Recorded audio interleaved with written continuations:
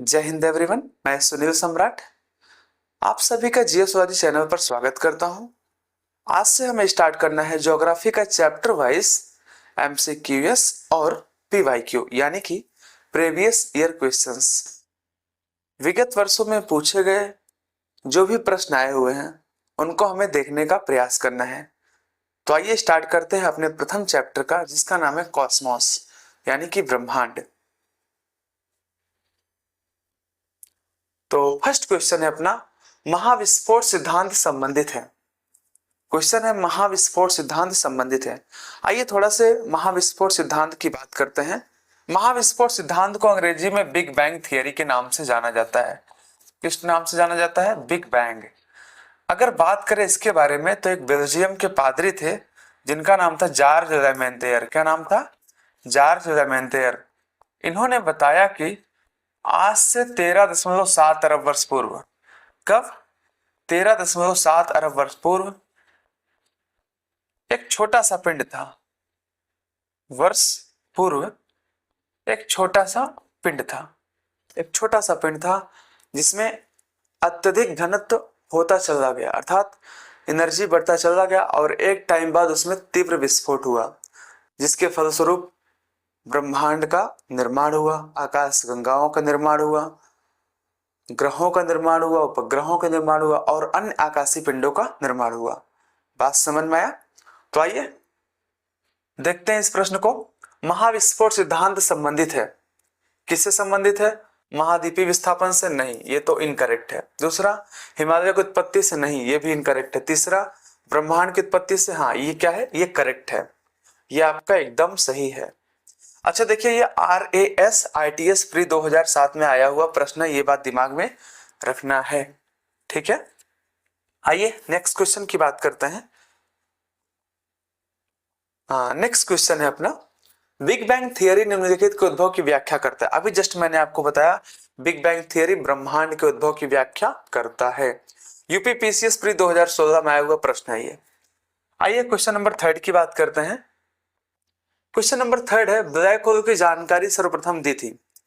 अगर हम बात करें ब्लैक होल के बारे में तो यह एक ऐसा स्थान होता है जहां से प्रकाश का पलायन भी नहीं हो सकता, अर्थात प्रकाश मारोगे ना तो उसके बाद नहीं जा पाएगी। समझे कि नहीं? ये है ब्लैक होल। इसको कृष्ण छिद्र के नाम से भी जाना जाता है।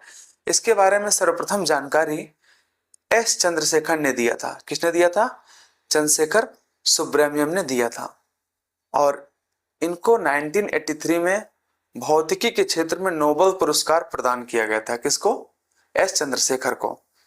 तो आइए देखते हैं कहाँ है S Chandrashekhar ji. Black hole की जानकारी सर्वप्रथम दी थी, किसने दिया था? एस चंद्रशेखर ने।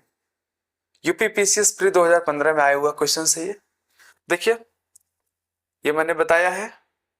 इन्हें 1983 में भौतिकी के क्षेत्र में, किसके क्षेत्र में? भौतिकी के क्षेत्र में नोबेल पुरस्कार से सम्मानित किया गया था। आइए नेक्स्ट पॉइंट की बात करते हैं। सुपरनोवा है, सुपरनोवा है। अगर हम बात करें सुपरनोवा के बारे में, देखिए जिस प्रकार से जीवों की उत्पत्ति होती है, जीव मरते हैं, ठीक उसी प्रकार से तारा है नहीं, जो तारा है, तारा बनता भी है और तारा मरता भी है। जैसे जीवों की उत्पत्ति में, जीवों के विकास में भोजन की आवश्यकता होती है, हमें भी एनर्जी चाहिए ना, ठीक उसी प्रकार से तारों को भी एनर्जी चाहिए होता है। हम लोग भोजन वगैरह करते हैं तब हमको एनर्जी प्राप्त होता है, जबकि तारे जो है, हाइड्रोजन जब हीलियम में चेंज होता है तब तारों को एनर्जी प्राप्त होता है। समझे कि नहीं? बट एक समय बाद क्या होता है, जब हमें भोजन वगैरह नहीं मिलता तो हम मर जाते हैं। ठीक उसी प्रकार से तारे जो है नहीं, जब इनमें हाइड्रोजन का हीलियम में बदलना चेंज हो जाता है, मतलब बंद हो जाता है, तब क्या हो जाते हैं? तारे सिकुड़ना शुरू हो जाता है और एक समय बाद तारे मर जाते हैं। यानी कि एक उसमें तीव्र विस्फोट होता है जिसके कारण वो मर जाते हैं।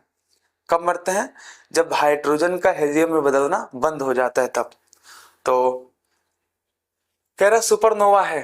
क्या है सुपरनोवा? एक ग्रहिका नहीं, एक ब्लैक होल नहीं, एक पुच्छर तारा नहीं, एक मृतप्राय तारा। हाँ एकदम करेक्ट है। यूपी गोवर सब इंस्पेक्टर मेंस 2015 में आया हुआ क्वेश्चन सही है। आइए नेक्स्ट क्वेश्चन की बात करते हैं। हब्बल अंतरिक्ष टेलीस्कोप ने फर्स्ट टाइम एक दूरस्थ तारे के सतह की छाया भेजी है। तारे का नाम है, बात करते हैं हब्बल अंतरिक्ष टेलीस्कोप की। अगर हम बात करें हब्बल की, तो एक विद्वान थे, अमेरिकी विद्वान थे, जिनका नाम था एडविन पी हब्बल। इन्होंने 1925 में ब्रह्मांड के बारे में बताया कि ब्रह्मांड का विस्तार हो रहा है। ब्रह्मांड का क्या हो रहा है? विस्तार हो रहा है।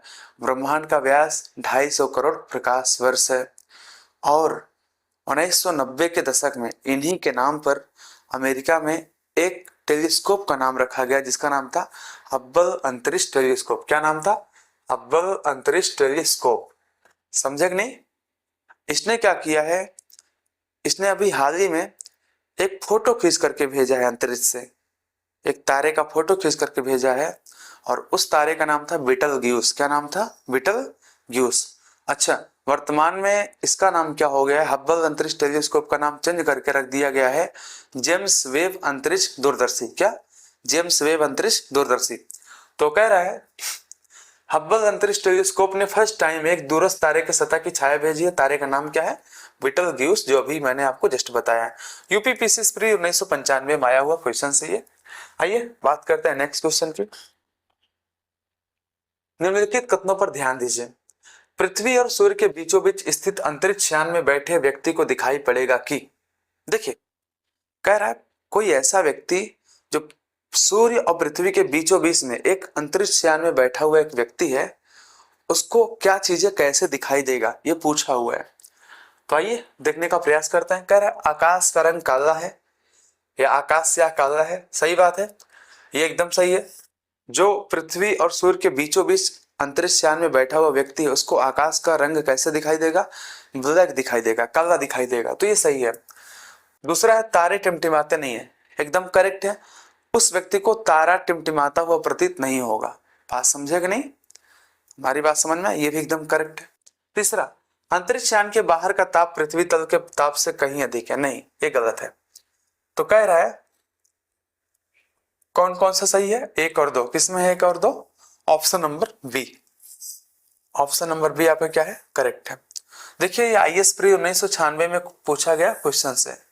कब? आईएएस प्री 1996 में पूछा गया प्रश्न है ये। आइए नेक्स्ट क्वेश्चन की बात करते हैं।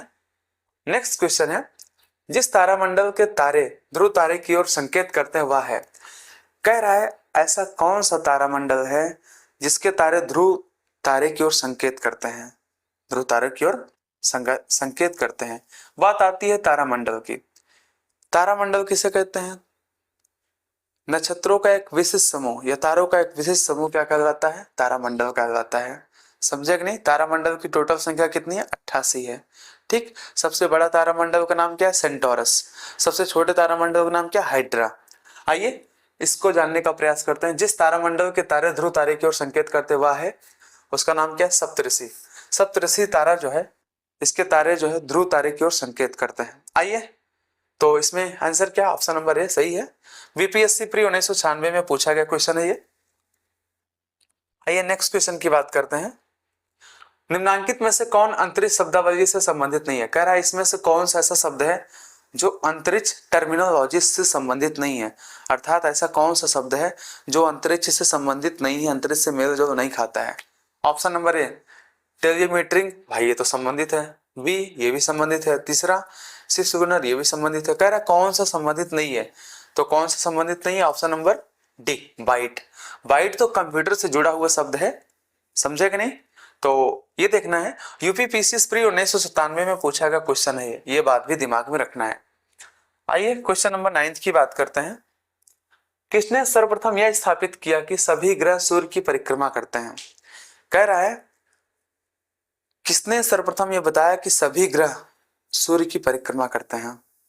तो एक व्यक्ति थे जिनका नाम था निकोलस कॉपरनिकस। इन्होंने 1543 एडी में बताया कि सभी ग्रह सूर्य की परिक्रमा करते हैं। इन्होंने एक थियरी दिया था, प्रिंसिपल दिया था, जिसका नाम था हेलियोसेंट्रिक अवधारणा। समझे कि नहीं?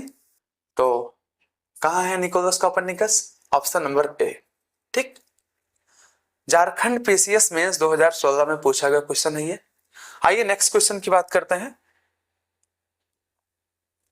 निम्नलिखित में कौन सा सौरमंडल का भाग नहीं? कह रहा है कौन सा पार्ट सौरमंडल का नहीं है? अगर बात करें सौरमंडल की, सौरमंडल जिसका मुखिया सूर्य होता है, ग्रह, उपग्रह, धूमकेतु, क्षुद्र ग्रह, ये सब क्या है? ये सब सौरमंडल के पार्ट होते हैं। इसमें पूछ रहा कौन सा पार्ट सौरमंडल का हिस्सा नहीं है? आइए जानने का प्रयास करते हैं। क्षुद्र ग्रह ये तो पार्ट है, ये भी पार्ट है, ये भी पार्ट है। निहारिका ये सौरमंडल का पार्ट नहीं है। ये पूछा गया बीपीएससी प्री 2011 में पूछा हुआ क्वेश्चन है, ये बात आप दिमाग में रखिएगा। नेक्स्ट क्वेश्चन है, यह किसने सर्वप्रथम प्रतिपादित किया कि सूर्य हमारे सौरमंडल का केंद्र है और पृथ्वी उसकी परिक्रमा करती है? अभी जस्ट मैंने आपको बताया पृथ्वी भी तो एक ग्रह है। सर्वप्रथम किसने बताया कि सूर्य जो है हमारे सौरमंडल का केंद्र बिंदु है? ये जो है ये सूर्य है और पृथ्वी क्या करती है? इसकी परिक्रमा करती है। किसने बताया था? कॉपरनिकस ने। ऑप्शन नंबर डी आपका करेक्ट है। एमपीपीसीएस 1995 में पूछा गया क्वेश्चन है ये। आइए नेक्स्ट क्वेश्चन की बात करते हैं। निम्नलिखित में से कौन सा ग्रह सौरमंडल का हिस्सा नहीं है? अच्छा, अब ग्रह पूछ रहा है, आपको पता है ग्रह कितने हैं? ग्रहों की संख्या वर्तमान में 8 हो चुकी है, याद है ना? बुध, शुक्र, पृथ्वी, मंगल, बृहस्पति, शनि, अरुण, वरुण, है ना? तो जोड़ लो भाई, इसमें से कौन सा नहीं है? फ्लोरिडा, ये फ्लोरिडा नहीं है। ये जानते हैं ये अमेरिका का एक ऐसा स्थल है जहां से अमेरिका का अंतरिक्ष से संबंधित कार्य संपन्न होता है। ठीक है, तो यही वाला पार्ट नहीं है और क्या। एमपीपीसीएस प्री 2010 में पूछा गया क्वेश्चन है ये। नेक्स्ट क्वेश्चन है अपना, गोल्डीलॉक्स जोन शब्द निम्नलिखित में से किसके संदर्भ में अक्सर समाचारों में देखा जाता है? देखो गोल्डीलॉक्स जोन के बारे में थोड़ा सा अच्छे से पढ़ो, बहुत इंपॉर्टेंट है ये। देखो गोल्डीलॉक्स जोन का मतलब होता है पृथ्वी के बाहर के ग्रहों के कोई ऐसा स्थान जहां पर पृथ्वी जैसा वातावरण हो, उसे कहते हैं क्या? Goldilocks zone. यानी कि पृथ्वी के बाहर के जो भी ग्रह वगैरह हैं, पृथ्वी के बाहर के जो ग्रह हैं उन ग्रहों पर कोई ऐसा स्थान जहां पर पृथ्वी के जैसा सब कुछ हो, ऑक्सीजन हो, पानी हो, है ना, सारी सुविधाएं हैं, उसे क्या कहते हैं? उसे कहते हैं गोल्डीलॉक्स जोन। समझे कि नहीं? तो आइए ऑप्शन को देखने का प्रयास करते हैं। भूपृष्ठ के ऊपर वायु आवास योग्य मंडल की सीमाएं नहीं, ये तो गलत है। दूसरा, पृथ्वी के अंदर का वह क्षेत्र जिसमें शैल गैस उपलब्ध नहीं, यार ये भी एकदम इनकरेक्ट है। बाह्य अंतरिक्ष में पृथ्वी जैसे ग्रहों की खोज, सही भाई, मैंने बताया ना, बाह्य अंतरिक्ष में दूसरे ग्रहों में पृथ्वी जैसे रहन सहन की पूरी व्यवस्था हो, उसे क्या कहते हैं? गोल्डीलॉक्स जोन कहते हैं। तो ऑप्शन नंबर सी क्या है आपका? एकदम करेक्ट है। ये आईएएस प्री 2015 में पूछा गया क्वेश्चन। आइए नेक्स्ट क्वेश्चन को देखने का प्रयास करते हैं। 14 नंबर, डायमंड रिंग हीरक वलय एक दृश्य है जिसे देखा जा सकता है। हीरक वलय यानी कि डायमंड रिंग, कह रहा है एक ऐसा दृश्य है जिसे देखा जा सकता है। कब देखा जा सकता है इसको समझने का प्रयास करते हैं। कह रहा है पूर्ण सूर्य ग्रहण के आरंभ में, पूर्ण सूर्य ग्रहण के अंत में, केवल पूर्णतया पतचिन्ह के परिधि क्षेत्रों पर, केवल पूर्णतया पतचिन्ह के केंद्रीय क्षेत्र पर। देखना इधर, आईएएस प्री 1996 में आया हुआ क्वेश्चन सही है। कब आया हुआ है? 1996 में, आईएएस प्री 1996 में। आइए समझने का प्रयास करते हैं डायमंड रिंग बनता कब है। देखिए ये अपना है सूर्य और ये है पृथ्वी और ये है चंद्रमा, मून। आपको पता है जो चंद्रमा है वो किसका चक्कर लगाता है? वो पृथ्वी का चक्कर लगाता है, ये आपको पता होगा अच्छे से, है ना? चंद्रमा किसका चक्कर लगाता है? पृथ्वी का चक्कर लगाता है। अच्छा, चंद्रमा क्या है? पृथ्वी का एक उपग्रह है। अच्छा, आपको पता है जैसे चंद्रमा चक्कर लगाते लगाते एक समय होगा यहाँ आएगा, यहाँ आएगा, यहाँ आएगा, एक टाइम ऐसा आ जाएगा जब चंद्रमा कहाँ पहुंच जाएगा? चंद्रमा पहुंच जाएगा यहाँ पर, पहुंच जाएगा। कहाँ पर पहुंच जाएगा? यहाँ पर, यानी कि सूर्य और पृथ्वी के बीच में। जैसे चंद्रमा सूर्य और पृथ्वी के बीच में पहुंच जाएगा, अब देखिए जब चंद्रमा यहां था तो सूर्य की रोशनी पृथ्वी तक जा पा रही थी अच्छे से, कोई दिक्कत नहीं था। बट जैसे ही क्या हुआ, चंद्रमा आ गया यहां पर, वैसे क्या हुआ, सूर्य की जो रोशनी है वो क्या हो रही है? पृथ्वी तक नहीं पहुंच पा रही है, जिसे क्या कहा जाता है? लोग कहते हैं सूर्य ग्रहण लग गया, अंधेरा अंधेरा छा जाता है। समझे कि नहीं? तो क्या है, अच्छा अब देखिए, इसको कहते हैं सूर्य ग्रहण, या आप इसको कह सकते हैं न्यू मून के रूप में जान सकते हैं, अमावस्या के रूप में जान सकते हैं, प्रतिपदा के नाम से जान सकते हैं इसे आप। देखिए बट होता क्या है, इसके जस्ट पहले, इसके कुछ सेकंड जस्ट पहले और इसके कुछ सेकंड जस्ट बाद, जैसे मान लो चंद्रमा अगर यहां रहेगा सपोज दैट, तो क्या होगा, थोड़ा थोड़ा एक तरीके से रोशनी क्या होगी, इस पर पूरा ऐसे ऐसे पड़ेगी, जो कि एक डायमंड के रूप में बन जाती है, जिसे क्या कहते हैं, जिसे कहते हैं डायमंड रिंग। अच्छा, यही कंडीशन ऐसा भी होगा, ये तो कुछ पहले है, सूर्य और पृथ्वी के बीचों बीच आने के कुछ पूर्व की बात है, बट कभी क्या होता है, बीचों बीच आने के कुछ पूर्व की भी बात होती है, जैसे सूर्य और पृथ्वी के बीचों बीच आने के कुछ बाद की बातें होती हैं। जैसे मान लो चंद्रमा एक समय बाद यहाँ आ जाएगा, तो क्या होगा, थोड़ा थोड़ा एक तरीके से क्या होगा, सूर्य की रोशनी क्या होगी, पृथ्वी के चारों तरफ पड़ेंगी, जो कि एक डायमंड का रूप रख देता है, जिसे क्या कहते हैं, डायमंड रिंग के नाम से जाना जाता है, हीरक वलय के नाम से जाना जाता है। अब पूछ क्या रहा है, कह रहा है डायमंड रिंग एक दृश्य है जिसे देखा जा सकता है। कब देखा जा सकता है, अभी जस्ट मैंने आपको बताया ना, पूर्ण सूर्य ग्रहण के समय। कब देखा जा सकता है, पूर्ण सूर्य ग्रहण के समय। बात समझे कि नहीं। अब देखिए, कह रहा है पूर्ण सूर्य ग्रहण के आरंभ में, नहीं, ये बात तो गलत है। दूसरा क्या कह रहा है, पूर्ण सूर्य ग्रहण के अंत में, ये बात एकदम सही है। तीसरा क्या है, केवल पूर्णतया पश्चिम के परिधि क्षेत्रों पर, ये तो गलत है एकदम। चौथा क्या है, केवल पूर्णतया पश्चिम के केंद्रीय क्षेत्रों पर, ये भी आपका इनकरेक्ट है। तो अपना राइट आंसर कौन सा है, option number B. Okay, IAS pre 1996 में आया हुआ क्वेश्चन है ये बात आप दिमाग में रखिएगा। आइए नेक्स्ट क्वेश्चन की बात करते हैं। ये अपना है, आप अपना देख सकते हैं इसको, कोई दिक्कत नहीं है। सूर्य ग्रहण कब होता है, अभी जस्ट मैंने आपको बताया ना, देखिए एक क्वेश्चन दूसरे क्वेश्चन से रिलेटेड होते हैं। अभी मैंने पीछे आपको बताया, अब आपको पता हो गया होगा सूर्य ग्रहण कब होता है। कब होता है, जब सूर्य और पृथ्वी के बीच में कौन आ जाता है, चंद्रमा आ जाता है। कौन, चंदा मामा आ जाते हैं, तो क्या होता है, तब सूर्य ग्रहण होता है। अच्छा देखो भाई, मैंने अभी क्या बताया, प्रतिपदा, न्यू मून, अमावस्या, याद है ना। अभी जस्ट मैंने आपको बताया, जैसे ही क्या होगा, सूर्य और पृथ्वी के बीच में चंद्रमा आ जाएगा, ऐसे कंडीशन को क्या कहते हैं, सूर्य ग्रहण कहा जाता है। सूर्य ग्रहण को न्यू मून के नाम से जाना जाता है, प्रतिपदा के नाम से जाना जाता है, या अमावस्या के नाम से भी जाना जाता है। ओके, आइए नेक्स्ट क्वेश्चन की बात करते हैं। क्वेश्चन नंबर 16 आप देख सकते हैं, कोई दिक्कत नहीं, सारी चीजें आपको पीडीएफ में मिल जाएंगी। क्वेश्चन नंबर 16 की बात कर रहा है, हेलो प्रभा मंडल की बात कर रहा है। कह रहा है सूर्य का प्रभा मंडल प्रकाश के अपवर्तन से उत्पन्न होता है।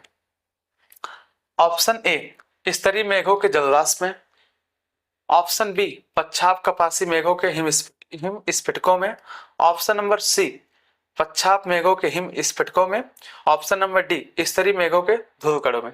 थोड़ा ये समझने का प्रयास करते हैं। प्रभा मंडल होता क्या है, हम आपको पढ़ाएंगे ट्रोपोस्फेयर के बारे में, क्षोभ मंडल के बारे में। हम आपको बताएंगे क्षोभ मंडल में 5 से 12 किलोमीटर, कहाँ 5 से 12 किलोमीटर के बीच में क्या पाया जाता है, सीरस पाया जाता है, जिसे आप कह सकते हैं सीरस बादल के नाम से कह सकते हैं, जान सकते हैं, जिसको पच्छाप बादल के नाम से जाना जाता है, जो कि एकदम रेशमी कलर का, एकदम स्मूथ होता है, मस्त एकदम बर्फ का बना होता है। जब आप देखेंगे ना, लगेगा वाह क्या बात है भाई।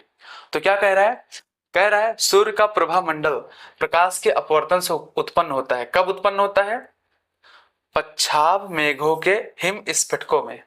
कहां पर, पच्छाप मेघों के हिम स्फटिकों में। देखिए ये भी आईएएस प्री 2002 में पूछा गया क्वेश्चन है, जानते हैं बहुत ही घुमाऊ क्वेश्चन है, बट आप जब आप क्लाइमेटोलॉजी पढ़ लेंगे तब आपको बहुत अच्छे से इसके बारे में जानकारी हो जाएगी। ओके, तो आइए बात करते हैं नेक्स्ट क्वेश्चन की। नेक्स्ट क्वेश्चन है अपना, आप देख सकते हैं यहाँ पर पूरा दिया गया है, कोई दिक्कत नहीं है, आप पढ़ सकते हैं इसको।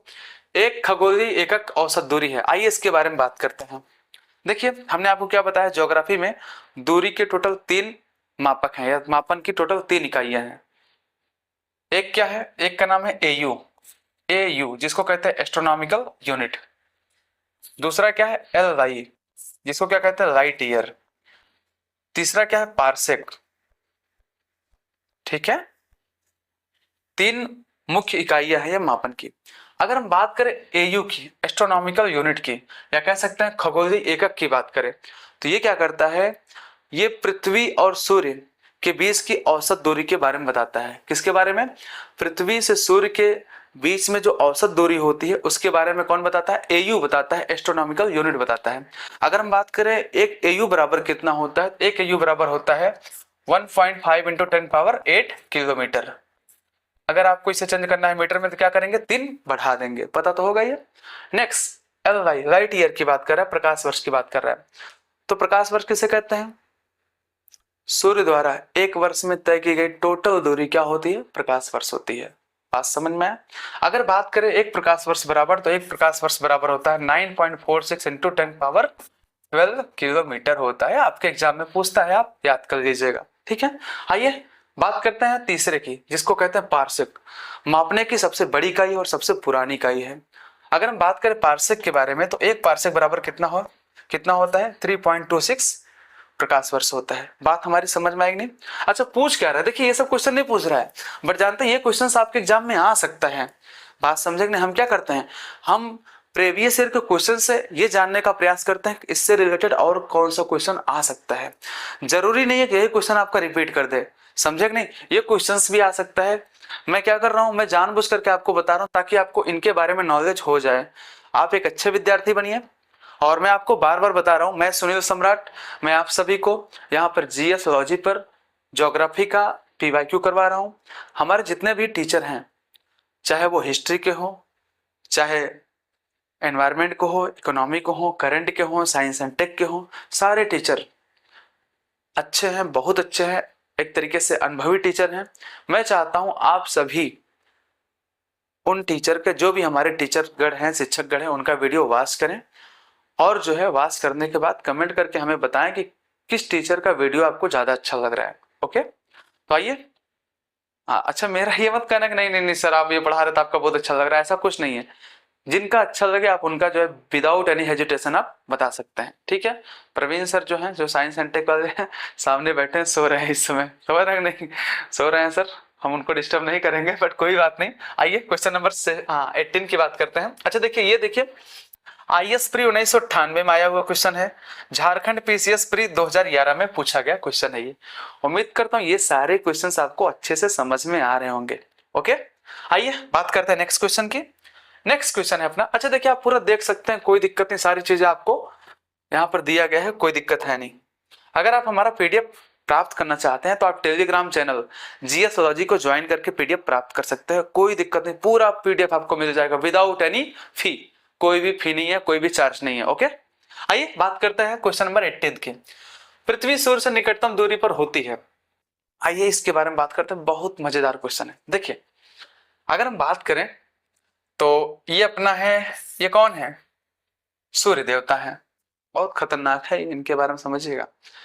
और आपको पता है ये कौन है, हमारी धरती माता है।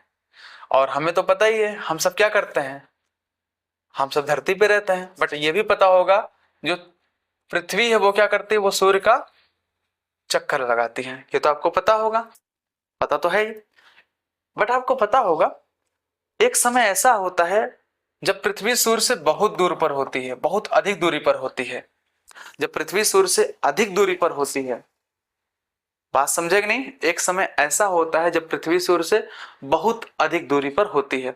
बट एक समय ऐसा होता है जब पृथ्वी यहां से घूमते घूमते घूमते घूमते घूमते कहां आ जाएगी, यहां आ जाएगी, और पृथ्वी सूर्य के क्या होगी, बहुत नजदीक हो जाएगी, पृथ्वी सूर्य के बहुत नजदीक हो जाएगी। देखिए जब पृथ्वी सूर्य के बहुत बहुत ज्यादा दूर होती है तो उसे क्या कहते हैं, उसे कहते हैं अपसौर। क्या कहते हैं, अपसौर। ये बात आप दिमाग में रखिएगा, जब पृथ्वी सूर्य के बहुत ज्यादा दूर होती है, बात समझे कि नहीं, उसे क्या कहते हैं, अपसौर कहते हैं। ऐसा सिचुएशन 4 जुलाई को बनता है, कब बनता है, 4 जुलाई को बनता है। ये बात आप दिमाग में रख लीजिएगा, वेरी वेरी इंपॉर्टेंट क्वेश्चन है।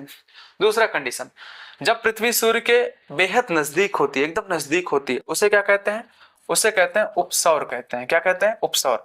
ऐसा कंडीशन 3 और 4 जनवरी को बन सकता है, 3-4 जनवरी कभी भी बन सकता है, कोई बहुत बड़ा इशू नहीं है, 3-4 जनवरी ऐसे आता है ऑप्शन में। देखिए इधर क्वेश्चन क्या पूछ रहा है, पृथ्वी सूर्य से निकटतम दूरी पर होती है, कब होती है पृथ्वी सूर्य से निकटतम दूरी पर, अभी जस्ट मैंने बताया ना, पृथ्वी सूर्य से निकटतम दूरी पर, एकदम पास में है ना, एकदम पास में एकदम है, और एकदम दूर में है। दूरी, निकटतम दूरी की बात कर रहा है, निकटतम दूरी पर होगी तो उसे क्या कहेंगे, उपसौर कहेंगे। उप माने छोटा, समझे कि नहीं।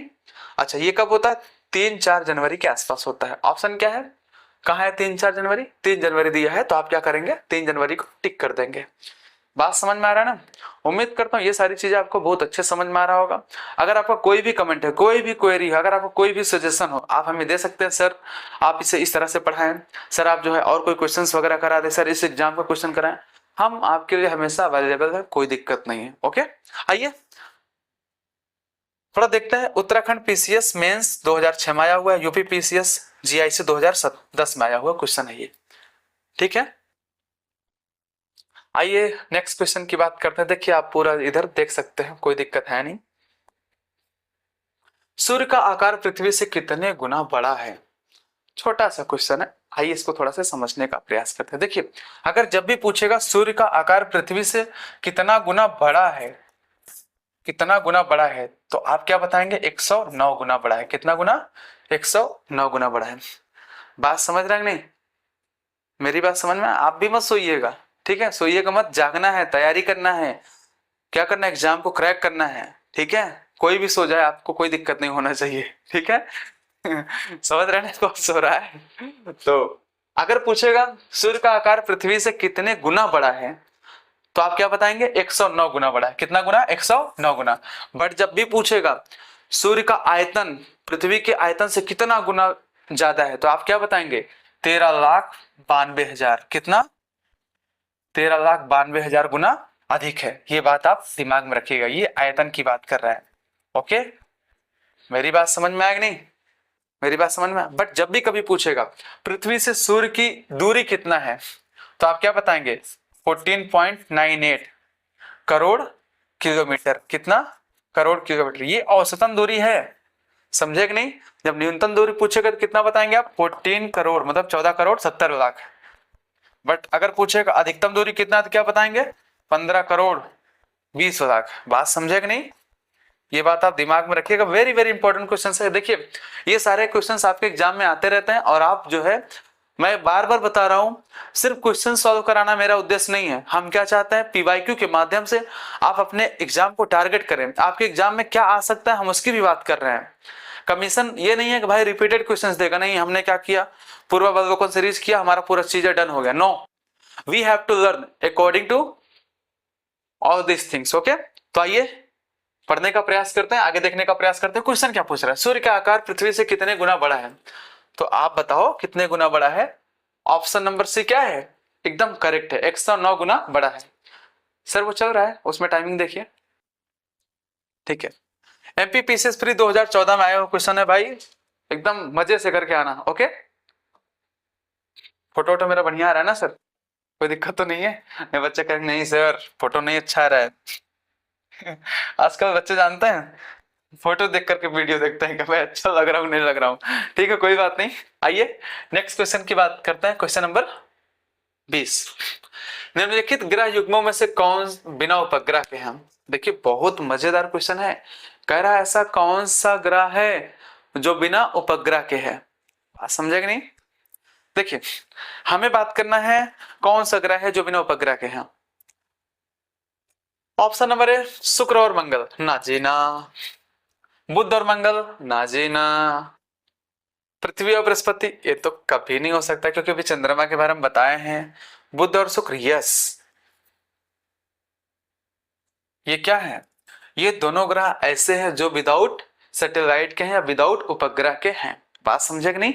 कब आया क्वेश्चन है? यूपी पीसीएस मेंस 2016 में पूछा गया क्वेश्चन है, ठीक है। उम्मीद करता हूं ये पॉइंट आपको समझ में आ गया होगा। ऑप्शन नंबर डी क्या है आपका करेक्ट आंसर है। ओके, आइए बात करते हैं नेक्स्ट क्वेश्चन की।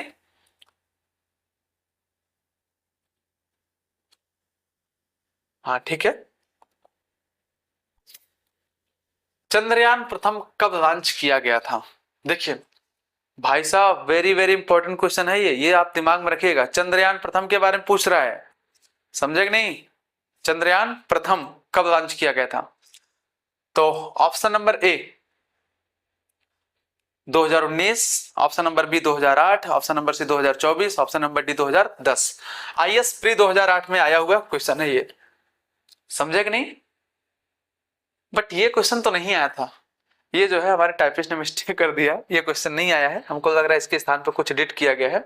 आईएएस प्री 2008 में आएगा क्वेश्चन नहीं है, क्योंकि मैं क्वेश्चंस को एनालिसिस करता रहता हूँ। नहीं, आईएएस प्री 2008 में आया हुआ क्वेश्चन ये नहीं है। ओके, बात समझेंगे? नहीं मत करना, नहीं अरे सर मैं तो पूरा छान डाया, ये तो दिख ही नहीं रहा है क्वेश्चन, आपने अलग से बनाया क्या? नहीं भाई, ये नहीं आया है, टाइपिस्ट महोदय का गलती है।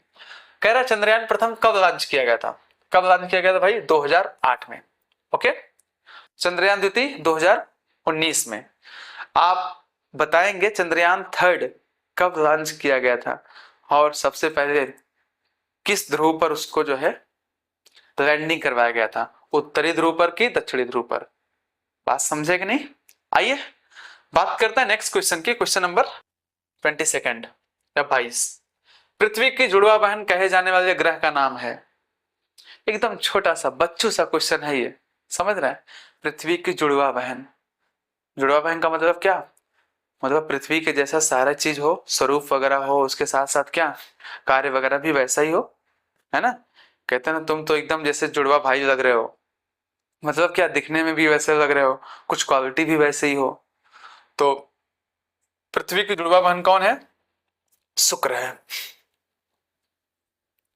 देखिए, शुक्र को भोर का तारा, साज का तारा, सर्वाधिक चमकीला ग्रह, इन सभी के नाम से जाना जाता है। ओके, तो ये सारा टेंशन वगैरह नहीं लेना है, तो आपको क्या करना है, बताना है। ऑप्शन नंबर बी आपका करेक्ट है। UP PCS pre 2007, UP lower sub inspector pre 2008। Okay, आइए बात करते हैं नेक्स्ट क्वेश्चन की। मैगलन अंतरिक्ष यान किस ग्रह हेतु भेजा गया था? भाई साहब बहुत इंपॉर्टेंट क्वेश्चन है। भेजा गया था, भेजा गया है नहीं। प्लूटो नो जी, शनि ना, मंगल नहीं, शुक्र के लिए भेजा गया था। यूपीपीसी प्री 1991 में आया हुआ क्वेश्चन है ये बात गांठ बांध लेना, बहुत इंपॉर्टेंट है ये, समझेंगे नहीं भाई? आइए बात करते हैं नेक्स्ट क्वेश्चन की। निम्नलिखित में से किसने सबसे पहले यह कहा था कि पृथ्वी गोलाकार है? भाई क्वेश्चन तो एकदम मस्त है। सर्वप्रथम किसने बताया था कि पृथ्वी गोलाकार है? अगर हम बात करेंगे अरस्तु की, आपको पता होगा ना अरस्तु के बारे में, अरस्तु के बारे में तो पता ही होगा। अरस्तु ने क्या बताया था? अरस्तु ने सर्वप्रथम बताया था कि पृथ्वी क्या है? गोलाकार है। पृथ्वी का आकार कैसा है? गोलाकार है। अरस्तु। आईएएस प्री 2001 में आया हुआ क्वेश्चन है ये।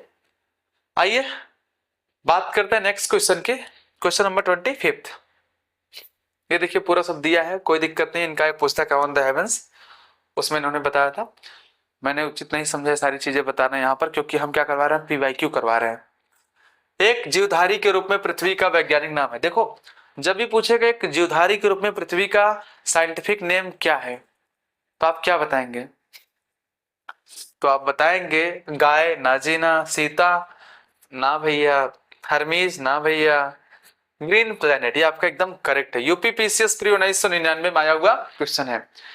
मित्रों मैं सुनील सम्राट आपको पूर्वावलोकन सीरीज करवा रहा हूं। ऐसे नहीं बोल दूंगा, ऐसे हमारे और टीचर बोलते हैं, इतना एनर्जी मेरे पास नहीं है। देखो खांसी आ गया। इवनिंग स्टार, सांझ का तारा या शाम का तारा, किसे कहते हैं भाई? कौन है इवनिंग स्टार? अभी मैंने जस्ट आपको बताया ना, बीपीएससी प्री 2000 में आया हुआ क्वेश्चन है ये। बृहस्पति, क्या? बृहस्पति। आइए बात करते हैं नेक्स्ट क्वेश्चन की। निम्नलिखित में से किस एक को भोर का तारा कहते हैं? भाई अभी जस्ट बताओ यार, बुध सॉरी शुक्र बुध निकल आ रहा था। यूपी लोअर प्री 2015 में आया हुआ क्वेश्चन है ये। आकाश गंगा वर्गीकृत की गई है। देखो भाई बात करते हैं आकाश गंगा के बारे में। आकाश गंगा के बारे में तो जानते होगे ना, गैलेक्सी। देखिए अगर बात करें आकाश गंगा की, तो आकाश गंगा के 3 प्रकार होते हैं। कितने प्रकार? 3 प्रकार होते हैं। अगर हम बात करें तो फर्स्ट प्रकार हम क्या पढ़ते हैं? अनियमित। क्या पढ़ते हैं? इररेगुलर, यानी कि अनियमित। अनियमित समझते हो? जिसका कोई एक तरीके से नियम है ही नहीं कि किस आकार का होगा, ये टोटल कितने परसेंट है? ये है 3% है। कितने परसेंट है? ये 3% है। दूसरा आपका है इलिप्टिकल, दीर्घवृत्ताकार। क्या है? दीर्घवृत्ताकार।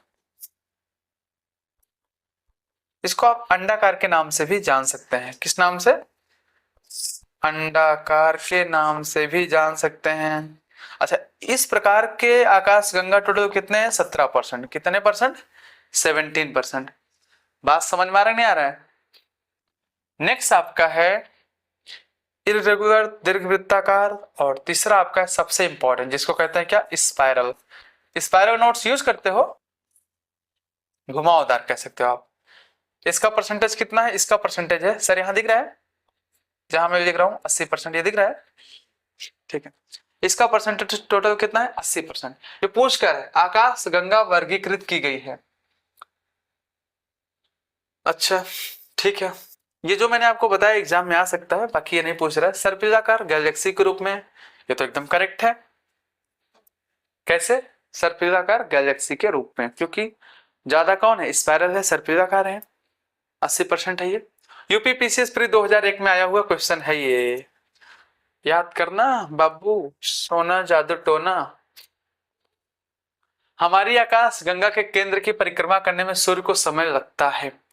Question is very important. Okay, क्या पूछ रहा है? कह रहा है हमारी आकाश गंगा को सूर्य की परिक्रमा करने में समय लगता है। अब आप सोचेंगे सर, हमने तो सुना है कि ग्रह जो है सूर्य का चक्कर लगाते हैं, उपग्रह ग्रहों का चक्कर लगाते हैं, बट आप कह रहे हैं सूर्य भी चक्कर लगाता है। हाँ, सूर्य किसका चक्कर लगाता है? आकाश गंगाओं का। समझे कि नहीं? हमारी आकाश गंगा का नाम क्या है? आप कमेंट करके बताएं हमें। और छोटा सा क्वेश्चन है, बच्चों सा है, ठीक है। पूछ रहा है हमारी आकाश गंगा के केंद्र की परिक्रमा करने में सूर्य को समय लगता है। भाई साहब कितना समय लगता है? 25 करोड़ वर्ष।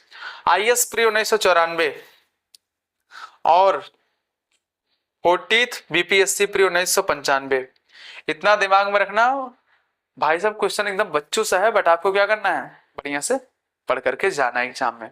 आइए आज के अंतिम क्वेश्चन की बात करते हैं। आज का लास्ट क्वेश्चन है अपना, भारतीय अंतरिक्ष अनुसंधान संस्थान, ये संस्थान होना चाहिए जिसको कहते हैं क्या? ISRO, Indian Space Research Organisation की स्थापना हुई थी। कब हुई थी? अब आपको बताना है। 1958 में ऑफ कोर्स हुआ था? नो, ये क्या है? इनकरेक्ट है। बी 1969 में, हाँ ये आपका क्या है? एकदम सही है। अगर हम बात करें इसरो की, तो इसरो की स्थापना कब हुआ था? इसरो की स्थापना हुआ था 15 अगस्त 1969 को। कब हुआ था? 15 अगस्त 1969 को। सी तो इनकरेक्ट, इनमें से कोई नहीं। आईएस प्री 1994 और 40वां बीपीएससी प्री 1995 में आया हुआ क्वेश्चन है ये। आइए, ये तो सारी चीजें हमारी हो गई।